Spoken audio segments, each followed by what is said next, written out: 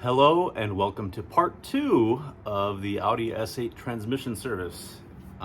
In other words, we do things in reverse here. So for those of you that watched part 1, hoping to see the entire step-by-step process of how to do this, sorry, I didn't do that.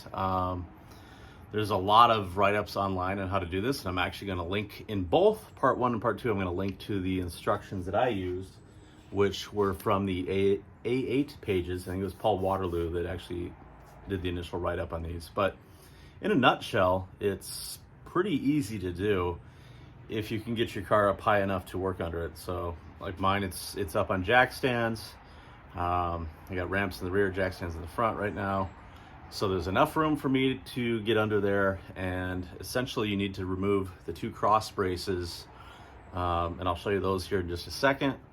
But it's really pretty simple on the 01 to 03 S8s. There's some talk in the write-up about needing to get, a special thing for the corner to get the bolts out of the corner of the pan because of the exhaust obstruction. In my case, I found that not really to be a problem. I used a little bit of a wobble just to get one corner bolt, I think it was, and the rest of them were actually quite straightforward. So didn't have a lot of trouble with that.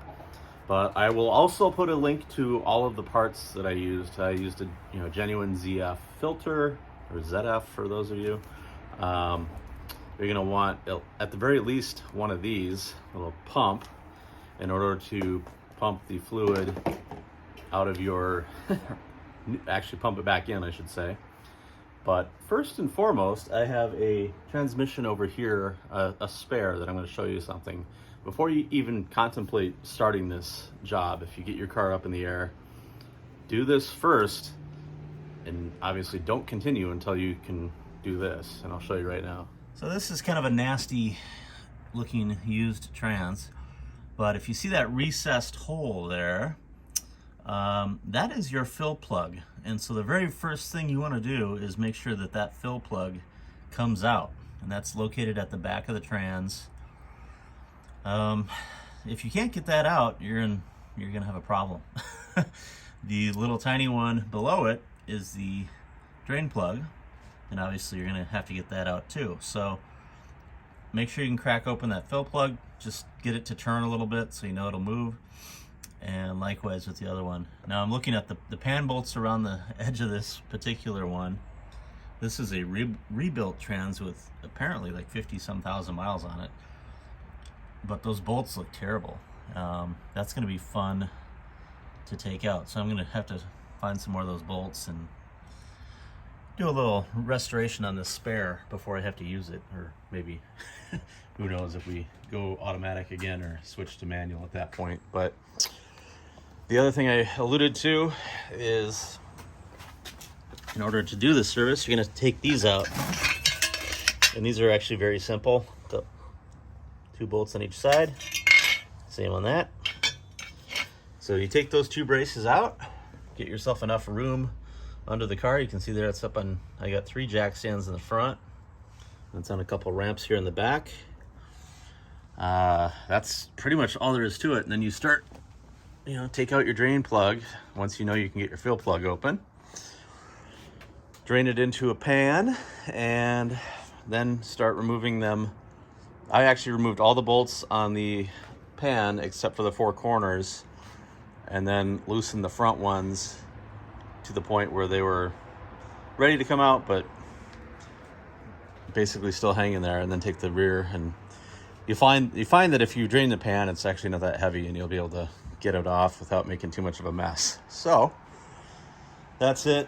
I will also link to the fluid, which I can show you what I have for that.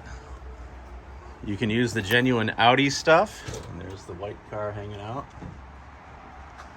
Or, in my case, I went with the manufacturer fluid.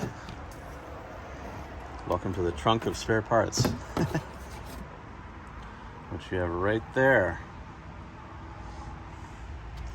So yeah, that's all the proper fluid for that. And so my task today is I left off yesterday. I've got the pan back up. I need to go back down under there and torque all of the bolts in the proper sequence. But once I have that done, I get it all torqued, put those cross braces back on, put a little bit of transmission fluid in it initially, and we're gonna have to talk about, that hose right there won't really do the job. You want to actually get something that's like a U shape on the end of that so that you can pump it up and in. Otherwise you end up with a mess. It's going to come running back down that hose at you. So I'm gonna have to find usually like a little piece of copper pipe or something that you can manipulate, or we'll have to figure that one out.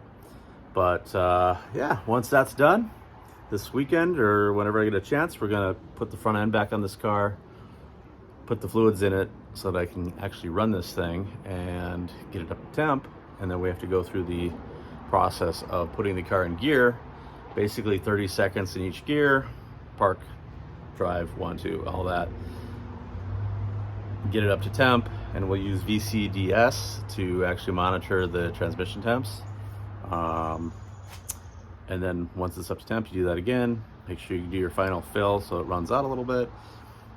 It's actually pretty straightforward. So the first time I had this done, I had someone else do it. I was kind of afraid to do it because it's, let's face it, it's high stakes. If you get it wrong and you ruin your automatic transmission, these are about $4,000 to rebuild. So it's not something you want to really gamble on, if you don't know what you're doing. It's kind of like a brake job. It's simple, but if you don't know what you're doing, it's pretty important. So you want someone to do it that knows they're going to do it right. So same thing here. If you are not at all comfortable doing this, by all means have somebody else do it.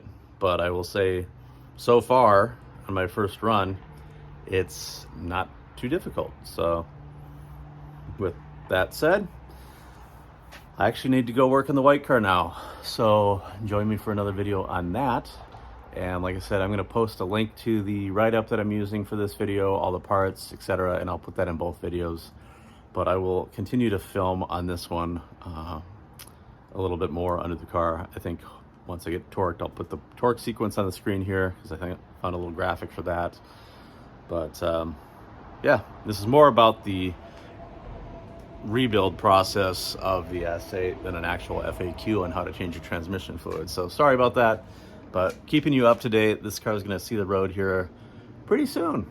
So we'll get to take a ride, or a trailer ride, over to St. Paul to have this inspected. So that will be hopefully in the next week or two. Actually 2 or 3 weeks. I'm going to be gone for a bit. So when I return, that's first thing on my schedule. I really want to drive this winter, and then in the spring it will get painted, because I know some of you have probably noticed it is Ming blue here and charcoal here, and from a distance you can kind of but it looks pretty bad. So we're going to take care of that in the spring after it's had its rock chips and things. So thanks for watching. See you next time.